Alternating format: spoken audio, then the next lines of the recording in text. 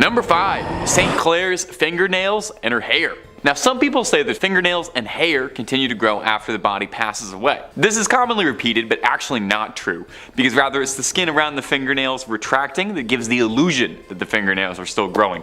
I thought I would just toss in a totally unrelated fun fact you can use at a party. These fingernails aren't growing at all, because they're not attached to anybody, and they're kept in a glass box alongside some of St. Clair's wonderful curls, like the world's worst and possibly stinkiest time capsule. Now, St. Clair was often overshadowed by her more famous mentor, Francis of Assisi, but St. Clair was her own woman, accomplished in her own right.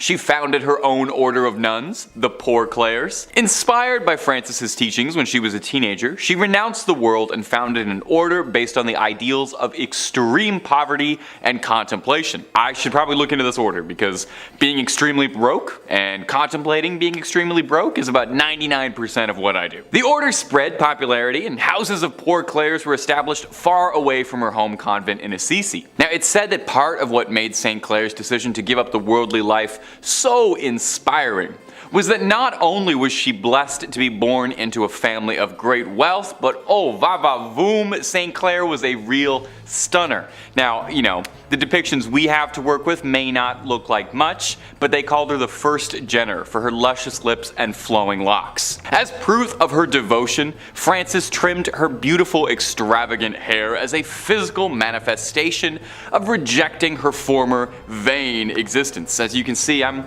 not quite there yet. I'm still quite happy with my vain, disgusting hair. Now, someone down the line managed to get a hold of St. Clair's hair and fingernails. Maybe they were just sweeping the barber room floor. These treasures, for lack of a better word, were kept and encased in a reliquary at the basilica named in her honor. This also contains a rock crystal flask with her fingernails. Really not sure why anyone felt they needed to keep that. I'm not sure how holy these are, but hey, I'm not a saint or a bishop or a pope or any of that stuff. I'm just a YouTuber and I'm barely that even. But if you want to hear more of me narrating some of these strange and peculiar parts of the big globe we share, Top 5 Scary is the place to be. We got a little something for everyone. So make sure you click on through, like this video, subscribe, and hit that little bell, and we can keep on bringing you screams every single day, twice a day, and then some. But do that at the end of this video, okay? We got way more weird Catholic relics coming up for you. Number 4, Papal Hearts. You know, they say some people wear their hearts on their sleeves, and some people collect 22 hearts in marble urns inside a beautiful reliquary. We all have our hobbies. We all collect things. Just make sure those hearts are still in their original packaging, otherwise, you know, they're totally worthless. Well, these aren't just regular old hearts. These are the hearts of 22 former popes. Obviously they're former popes if their hearts are, obviously. At the Church of Santi Vincenzo e Anastasio a Trivia. Oof, that's a mouthful, we're not saying that again. You can find the sealed hearts of 22 popes in marble urns for all to appreciate. The popes are listed to the left of the altar, with the oldest coming in all the way from the 15th century with Sixtus V to the fresh and still beating heart of Leo XIII in 1903. Now, this custom of separating a pope's organs from the corpse sounds a bit strange, or a bit Egyptian, like they might mummify them. And then this process was called praecordia, and was done to prevent decay while funeral arrangements were made, and just to test a little bit if they were worried the Pope was going to reanimate. The tradition started up in the 14th century when it was established that when a Pope passed away, they would be mourned for 9 days. 9 days, with suffrage massages being said each day. They borrowed this little schedule from the Byzantines, who observed deaths of their emperors in a very similar manner. Really taking a while off. They took a whole pay period to mourn the loss, and then you dry those tears right up, get back to work. Now, this was all the rage for popes of yesteryear, very trendy, very in fashion. But Pope Pius X in 1914 had a change of heart when he expressly forbade it in his burial and will. He said, "Don't do any of that weird stuff to me." Those were his exact words, if you can believe it. Now, since then, his successors have all agreed and have all done the same. But who's to say? I feel this could be coming back in fashion. Pope Francis, how you feeling? You gotta listen to your heart on this one. Number 3, Hyacinth of Caesarea. Our next entry is the bones of Hyacinth of Caesarea, another Catholic mummy. I'm starting to think there's more Catholic mummies than there were Egyptian ones. Incredibly ornate and gorgeous, the bones of Hyacinth look like something out of one of the Indiana Jones sequels rather than like a real thing you can go and see, but I promise you they are totally extant. On the grounds of the Furstenfeld Abbey reside the relics of 2 saints. Now, these aren't just like a toenail or a tongue, and more on that later, but these are full-on science class skeletons dressed to the 9 in gold and jewels, encrusted in more diamonds and rubies than you could imagine. They are probably worth more than your and my apartments combined. Old Hyacinth, Hisey, as he liked to be called by his friends, was an obscure martyr from the early days of Christianity, slain by the Romans for his faith. We know precious little about him today, but we know that his name appears in a list of martyrs from the 4th century, which suggests that he used to be pretty important, and he was popular enough to write his name down on a list, much like what I'm doing right now. Look at how history repeats itself like that. Isn't that fascinating? Now, Hyacinth's skeleton showed up at the Church of the Assumption in, I'm going to excuse the pronunciation here, Furstenfeldbruck near Munich at an unknown date. Did somebody just dropped him off? Somebody just dumped a bag of bones on the front step like he's a baby you're giving up for adoption at the fire station? No more questions. The church was sacked by the Swedish army in the 17th century, and when it was rebuilt, they really went all out with the decor, going over the top, a little baroque, including a skeleton decked out in bling, looking like he is about to take over the skeleton rap scene. So that's Hyacinth, largely not remembered in life for any particular reason beyond being slain for his religion, and remembered forever as a ludicrously swagged out skeleton. We can all only hope for similar legacies as dear sweet Hyacinth. Number 2, the tongue of Saint Padilla. Did you know your tongue is made up of 8 muscles? Maybe you didn't. Did you know that one of the most important relics to the Catholic Church is a dried up 8,000-year-old tongue that looks like beef jerky kept inside a golden helmet that looks like something out of a dark fantasy 80s movie? Well, now you do. And have you enjoyed how much of this list is mummified bodies in gold? Because I have. St. Anthony was said to be a jewel case of the Bible, making a name for himself with his apparently extremely inspirational sermons that won the Catholic Church many new members. People would flock in just to hear what St. Anthony was talking about. Apparently, he even got a bunch of ex-Christians to reform and rejoin the faith. He was apparently an incredibly accomplished public speaker, and I would say that he had a silver tongue, but we actually have proof of what color his tongue was because it's kept in a little glass jar. St. Anthony would pass away in 1231 from edema, a horrible disease that causes a buildup and blockage of fluid in the body's tissues. Now, some 30 years later, in 1263, he was exhumed, and shocking the gravediggers who were doing it, while his body had rotted and decomposed, his legendary tongue was still intact, as incorruptible as it had been in life, allegedly still wet with saliva. I wonder if he could still taste. Seeing it was a miracle, the gravediggers took his tongue alongside the bottom half of his jaw, and they are both displayed in the Basilica of St. Anthony of Padua in elaborate gold reliquaries. But honestly, it looks like something straight out of Warhammer 40k. Does no one think this is as odd as I do? Maybe I'm an outsider. I didn't grow up terribly Catholic, so I don't really know these imagery. I know the story behind it isn't terribly scary, but the image of this tongue and jaw inside a little glass helmet wrapped in gold looks like something I would ask an AI to make if I typed in nightmare. A tongue shouldn't look like that. And I feel like a jaw shouldn't look like that either. Am I alone in this? Am I weird for thinking this is weird? You let me know down below in the comments if maybe I just lack context on all of this. And number 1, Camillus de Lellis' heart. Camillus de Lellis was a man with a big heart full of love, never ending in generosity. We know just how big his heart is because it is kept in a glass jar and it is salted to preserve its legacy. Camillus started out pretty humble, born in 16th century Naples. He would later become a soldier until a brutal gambling problem would end up overtaking his life, leaving him in rags driving a donkey cart, but he knew that a far better life was out there. Eventually, he was urged by a friar to explore the lighter side of his soul, and eventually someone was able to pierce his heart both figuratively and later literally, and persuaded him into seeking divine retribution. Camillus would devote his life to providing for the ailing, but tragically, and perhaps unsurprisingly if you spent all your time around sick people before modern medicine, a lifetime of caring for the sick led to him also becoming gravely ill, soaking up a litany of ailments, including a sore in his leg for 46 years, a rupture for 38 years, 2 callous sores in the sole of a foot, violent nephritic colics, intense kidney pain, and for a long time, a loss of appetite. Now, all of these things, working in tandem, would eventually claim Camillus, a man who gave his life to healing the sick. So post-mortem, he was canonized and thought of as the patron saint of the sick.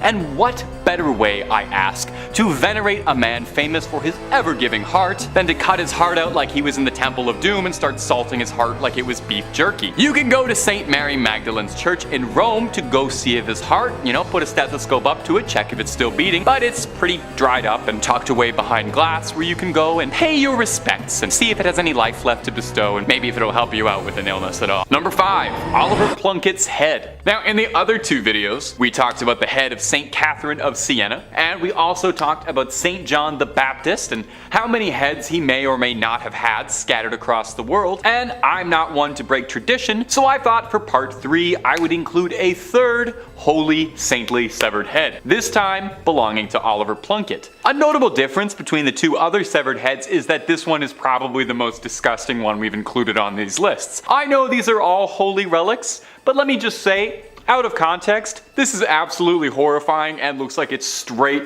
out of a grindhouse horror movie that you'd find in a dirty basket somewhere. Oliver Plunkett, before becoming a head, was an Irish Catholic archbishop who was a victim of the Popish plot. Now, if you're not up to date on your Catholicism, that's a whole other video worth of explaining. I don't know much about the Popish plot. I'm not the guy to do that for you. But the short version is that it was a conspiracy falsely alleging that there was a plot against the Protestant king Charles II. Oliver Plunkett happened to end up on the receiving end of something really bad. Namely, he was executed, which is pretty bad. But they really went out of their way to destroy Oliver Plunkett, his public image, his body. They called his praising of the Roman Catholic Church high treason, and his punishment was a slow and arduous death. He was hung, drawn, and finally quartered. And just in case there were any odds of him pulling through on a miraculous recovery, as a final effort, they yeeted his head into a fire, where it was rescued by a friend of Plunkett. I'd like to think I would do that for my friends. Well, after being recovered, the head was rescued and stored hidden away in a nunnery, eventually brought to Ireland in 1995, where he's now kept on display in the National Shrine to the Saint. He was canonized for his troubles, and he is the first new Irish saint in about 700 years. It's high time for some new blood, I think. So, you can go, you can pay your respects to him, and maybe offer him some skin cream, because that skin's looking a little dry. And if you're looking for more creepy videos on weird relics or all sorts of strange things, Tab 5 Scary has all of that and then some. If there's something scary, the odds are pretty good we've got a video or 2 on it. And if you haven't already, subscribe, hit that bell for more videos every single day. But do that at the end of this video, okay? We got way more weird Catholic relics coming up for you. Number 4. St. Teresas Hand. Now, if you've watched our other videos on this subject, then no doubt you're already very familiar with the practice of making remnants of saints into relics. Now, something that's directly from a saint is called a first-class relic. That means it's something that came off of their body, their hair, their fingernails, a vial of their fluids, or in the case of the lovely St. Teresa, her whole hand. Encased in a beautiful, ornate golden reliquary with gems all over the knuckles, and the editors are goofing off because that's just a picture of the Infinity Gauntlet from Avengers Endgame. Wait, that's what it really looks like. Yeah, it seems that Marvel Studios was more than inspired by the incorruptible St. Teresa's hand when designing the weapon that would give Thanos the power to wipe out half the universe. Throw a comparison pic of them side by side, they're almost indistinguishable. I'm not 100% certain if there's any symbolism or connection there, but I'm sure St. Teresa would love to know she was involved. She was a huge fan of the Marvel Cinematic Universe and all the things they do. When St. Teresa of Avila passed away, the sisters of her convent buried her with the hopes of keeping her holy body with them. 9 months later, she was exhumed, only to discover that her body was intact. She hadn't decayed at all. That's why they thought she was incorruptible. Now, I'm not sure I totally follow the logic here, but after they discovered her body was incorruptible, they took her hand off and put it into this golden Infinity Gauntlet thing, as a way of inviting people to get closer to God through the saint's body. Now, this might not seem appealing to you, but there's a surprising demand for this relic. Near the end of the Spanish Civil War, General Francisco Franco had the hand removed from the convent and allegedly kept it close by, and if some of the wilder rumors are true, he would keep it by his pillow for good luck. You really gotta hand it to him. He was a devout follower of the faith. Today, you can find the hand in Iglesia de Nuestra Señora de la Merced in Ronda, Andalusia, and you don't even have to rip a stone out of the Vision's forehead to get a good look at this gauntlet. Number 3. The Holy Souls of Purgatory. Purgatory, in Catholic belief, is kind of like a giant waiting room while the upper management figures out just where exactly they're going to find a good spot that's best for you. Well, that's simplifying it a bit, obviously. The soul is thought to be stranded in purgatory until it atones for its earthly sins, but you can hurry the process up just a little bit if your loved ones back on earth are praying for you. In the back of the Chiesa del Sacro Cuore del Suffragio del Piccolo Museo del Purgatorio, or Museum of the Holy Souls in Purgatory, holds a collection of relics that have been singed by the hands of the souls of those trapped in purgatory. These burned handprints are believed to be the souls trying to communicate that their loved ones need to pray harder. I don't know about you, but I would definitely start praying real hard if burned handprints started showing up in my books, but I would be praying for an exorcist, more likely. Now, this is kind of interesting, and I didn't even know this. Purgatory isn't even mentioned directly in the Bible, but the concept of purgatory dates back to the 11th century. This notion that trapped souls needed to be freed came from a story told to the Abbot Odilo of Cluny by a monk returning from the Holy Land. He told this story about how this ship had been wrecked, that he'd been cast ashore on a mysterious island, and a hermit who lived on the island related his own story of a chasm from which screams of trapped souls and demonic flames rose and ravaged. He told of how the demons would complain about losing souls when your loved ones would pray for their behalf. So November 2nd was established as All Souls Day. Everybody, all the souls. Where it was believed that prayers by the living could help get all of those trapped dead in purgatory loose.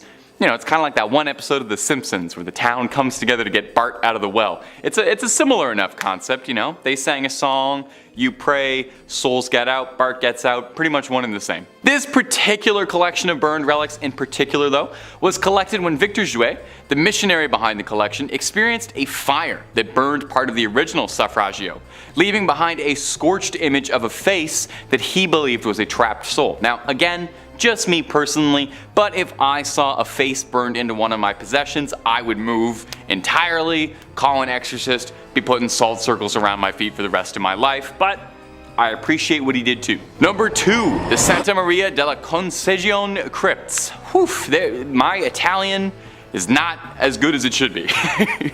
Inside the Santa Maria della Concesione crypts, as many as 4,000 friars lie here. Well, lie is probably the wrong word, as they hang here is probably a more accurate description, as these 4,000 bodies are hanging from the rafters, decorating the space of every inch of the church. Now, it might seem a bit grim or beautiful, depending on your twisted point of view. We're a scary channel, I ain't gonna judge you. There's a certain chic to it.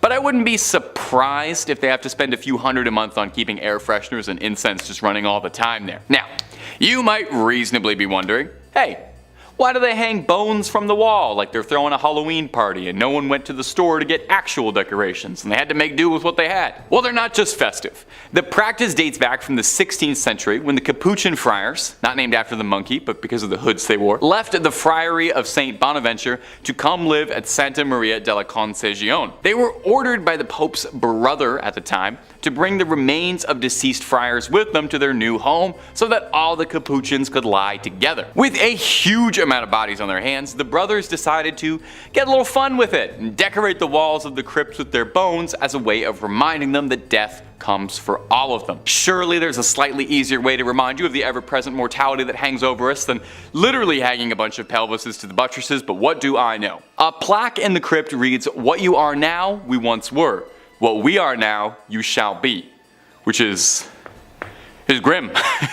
No way around it. The crypt contains a little bit of everything inside you. Crypt of skulls, lovely load of leg bones, and the star of the show is definitely the crypt of pelvises. Oh, make sure you get a photo in there. Make sure you grab a fridge magnet from the Pelvis Room gift shop. And number 1, St. John the Baptist's many heads. They say 2 heads are better than 1, which might be proof of what a great man St. John the Baptist is, because no one can seem to agree how many heads the guy actually had. The saint's head was supposedly brought back back from Constantinople in 1206 by the crusader Wallen de Sarton, but it seems this happened more than a few times, since 3 different shrines across the globe all claim to have the original head of St. John the Baptist, and no one's able to clear this up anytime soon. St. John was a forerunner of Jesus Christ, and the New Testament says that John was beheaded by Herod around 28 CE as a punishment for criticizing his recent divorce. Yeesh. Paintings of the beheading depicted on a silver platter, which is a nice way to get a severed head, I think. I don't know if I ever want a head delivered to me, but if I had to, I would want it on a silver platter. According to the legend, there really was a silver platter his head was delivered on that made its way to Constantinople or Istanbul, but was sold by the Crusaders in order to pay for his travels back. John's head was on display in the Amiens Cathedral up until the French Revolution, where they confiscated all church treasures, and it would eventually return home in 1816, then going all the way back to Rome from Greek monks who brought it to a shrine decorated with beautiful stained glass, one panel depicting the head on a silver platter. You think you wouldn't want to remember that? Well, here's where the trouble comes in.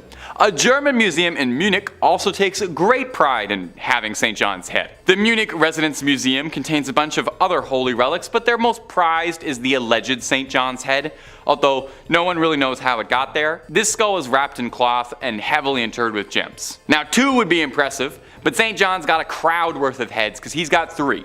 His last head can be found in Damascus, Syria in the Umayyad Mosque, one of the oldest and largest mosques in the world. This relic, also not exposed, wrapped in a cloth, and is currently located in a shrine dedicated to the saint. So will the real John the Baptist please stand up? Or do all 3 of these heads actually really belong to him, and he had to be beheaded 3 times for it to take? You know what, don't answer that. I'm not sure if that's something I really want to know. Number 5, St. Catherine's head. Coming up first on our list of strange artifacts that the Catholic Church has hidden away is the severed, mummified head of the revered St. Catherine of Siena. You wouldn't really expect there to be a severed head kept out on display, but it is an important head, I've come to understand. When she was young, St. Catherine had a vision of Jesus on a throne surrounded by saints. Afterwards, she devoted her life to Catholicism and she gave herself to the nunnery, cut her hair, scalded herself, and took a vow of celibacy. At 28, Catherine was said to have received the stigmata when 5 red rays shot out of the crucifix she was praying to and pierced her hands, her feet, and her heart. But these were far from the only miracles attributed to the lovely St. Catherine, however. She was said to be seen levitating once during prayer, and even once a priest said he saw a Holy Communion fly from his hand directly into her mouth. Now, I will be honest, that does make her sound a bit like a saintly golden retriever, but okay. Catherine would pass at the young age of 33 and would be canonized a century later. If you don't know, that's a fancy word for being made into a saint post-mortem. While she passed in Rome, there was some disagreement as to where the young saint should be laid to rest eternally. Her hometown of Siena quite wanted her body back. Her spiritual leader, Raymond of Capua, knew he wouldn't really be able to smuggle her entire body past guards in Rome, so he elected to just take her head in a bag, which normally would be terrifying behavior, but it's good here. The story goes that when the guards intercepted Raymond, he prayed to Catherine, and when they looked inside his sack, they found naught but a collection of rose petals and not a severed head. Her final miracle. Now, the head was placed in a reliquary. That's a difficult word to say, especially on a teleprompter. The head was placed in a reliquary where it still remains today, and you can go and pray to it, and I promise it's not gonna blink or anything at you, even though it looks like it just might. And if you're looking for way more stories of creepy relics locked away, haunted object, cursed things, cryptids, conspiracies, aliens, the whole scary 9 yards, Top 5 Scary has all of that and then some. So hit that little bell, hit subscribe, and make sure you do not miss a single thing. Do it after this video, okay? We got way more creepy things locked away coming up for you right now. Number 4, the Grand Grimoire. Our next entry has been formally referred to as the Gospel of Satan, and is said to be a cursed book whose knowledge had to be sealed away to protect humanity. So this might be the most deadly book ever published after Hop on Pop. The Grand Grimoire, who is said to have been penned by a priest in the 16th century, who was possessed by a litany of demons who compelled the man to put their knowledge to paper. Acting as a scribe for these demons, the man wrote everything they knew about dark incantations, spells, instructions on how to cast rituals, ways to bind a demon to you to make it your little minion and do your bidding. Wait, a demon gave instructions on how it wants to be bound to a human to to serve humans. Freaky little demon. That's not all too. There's a step-by-step recipe for a little necromancy if you're down to dabble in some dark arts and make some bones dance to your rhythm. The book really covers all the fun stuff you have been told not to do. It's not just brimstone and hellfire neither. There's rituals to help manipulate luck, how to conduct a seance, and I actually think this is adorable. There's even ways to make people love you in there. But dating tip from old Tay, if you need a demon's help to make them like you, it might not be the strongest relationship. So just a heads up. Now if all of this is sounding super appealing, and I don't blame you, I played a necromancer in Skyrim, I want to make the bones raise. Just know that this book is considered high treason. Even so much as cracking the spine is considered equivalent to selling your soul. So, you know, maybe hold off on that Amazon order for a bit. Also, I'm pretty sure the copy they're selling on Amazon is not the original, because due to the book's cursed reputation, the original copy is said to be locked away in the Vatican's secret archives, and I'm sorry, but no matter how many times you ask, they're not gonna let you look at it, even if you swear you're just taking a little peek just to look at the illustrations and maybe the dedications. They're gonna keep it locked up.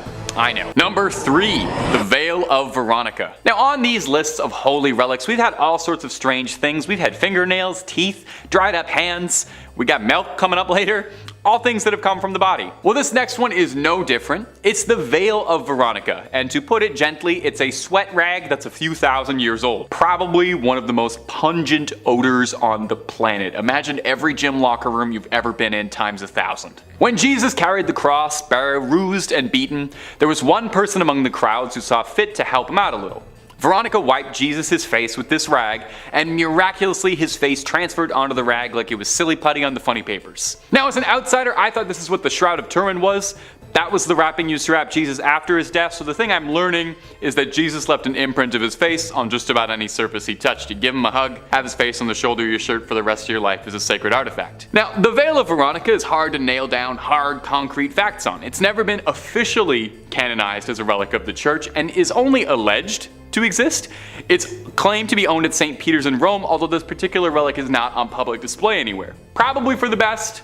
Honestly don't know if I want to see a 2,000-year-old sweat stain. The ones underneath my shirts are bad enough. Now it might sound like I'm being disparaging, referring to this relic multiple times as a sweat rag or a sweat stain, but I would like to offer this. The Latin name for the veil is sudarium. Sudarium literally translates to sweat cloth, so even the official churchly terminology for this relic acknowledges that it's just a stinky rag that has some sweat on it, but a holy stinky rag that has some sweat on it. Number 2, Mother Mary's milk. We're gonna do our best to get through this, I promise. Mother's Milk might be my favorite Red Hot Chili Peppers album. It's my favorite character on The Boys, and it might just be one of the oddest relics on a series of odd relics that's all the way to part 3. Took a lot of restraint to not put this in the first 2, but we're on part 3, so here it is now. As incredibly odd as it may sound, the Virgin Mary's milk is considered a relic of the Catholic Church. I hope they've been keeping that in the fridge, lest it spoils. Does holy milk spoil? Is everything I've said in this video profoundly heretical? There is a church called the Church of Milk Grotto, built outside Bethlehem. The history goes that the Madonna and Child had taken refuge in this cave, and while she was feeding, milk spilled outwards and blessed the stone of the cave, turning it completely white. Now the church serves as a popular shrine for women who are struggling with fertility, who hope that the lasting aura and presence of the Virgin Mary will bless them. There's a legend that goes with it. Saint Bernard, the saint, not the big dog that has his tongue hanging out, was devoted to the Mother Mary. And one day he was praying at a statue of the Madonna, and he asked it to give him some sign, some proof that she was a mother. I guess the statue has like an odd sense of humor because it sprayed milk onto Saint Bernard. Depending on the variation of the story, either his eye or in his mouth. I saw a lot of really interesting paintings depicting this scene, and editors, I hope you're having so much fun trying to find photos for this one. I am so sorry. Truly, rest in peace your search history. In the Middle Ages, vials of the milk were sold and transported all over Europe. For what purpose, I could not tell you. These days, the Church of Milk Grotto sells a limestone powder made from the stone walls of the grotto, meant to be dissolved in a drink and consumed. Kind of like Crystal Light, but it's holy milk. Probably heals all that ails, and it's a good source of calcium, perhaps. And number 1, the Holy Preuse. This is gonna be the one that takes the channel down. You have no idea the restraint it's taken me to only be bringing this up now in part 3 of Strange Relics. this is probably the strangest relic of them all. We'll do our best to discuss this with reverence and also somehow figure out how to stay within content guidelines. Editors, best of luck. When Jesus was born, on his 8th day, a small piece of his skin was removed in a traditional ritual performed on Jewish men when they're born. Okay? Are you sort of following along with what I'm saying here? This particular part of the body that I can't quite mention that was removed at birth was an immensely holy relic to the Catholic Church called the Holy Preuse. Now, the very bizarre part regarding the history of the Holy Preuse isn't just that it exists at all, it's how much trouble one bit of skin would cause. You see, the prepuce first pops up in the year 800, when Charlemagne gave it to Pope Leo III on December 25th, making it one of the oddest Christmas gifts ever given in human history. From here, it stayed until 1527. Now, when Rome was sacked, a German soldier stole the prepuce and tried to keep it for himself until it was eventually recovered again and became the centerpiece of the village of Calcutta, where it was seen as the most exciting thing to happen in a while. It was like a celebrity showed up to the village. It was this great, big, important deal. They had a part of the body of the Savior. All manner of miracles are reported to have been the result of the Holy Preuse. However, several other churches, villages, priests all claimed that they had the true Holy Preuse, and any other ones you might have heard of out there were false. This problem became rampant, and in the early 1900s, the church wanted to wash their hands of the Holy Preuse entirely and outright forbade any discussion of it in church matters. It was actually an excommunicable offense to so much as bring up the prepuce, meaning this video is pure heresy. In 1983, the prepuce was stolen from the church in Calcutta. Where is it now? Where did it go? Absolutely no one knows. No one's fessed up. You know, if you took it, I think now's a good time to just admit you did it. But if they're ever looking for a plot line for a third National Treasure movie, I have an absolutely amazing idea for something Nicolas Cage could steal.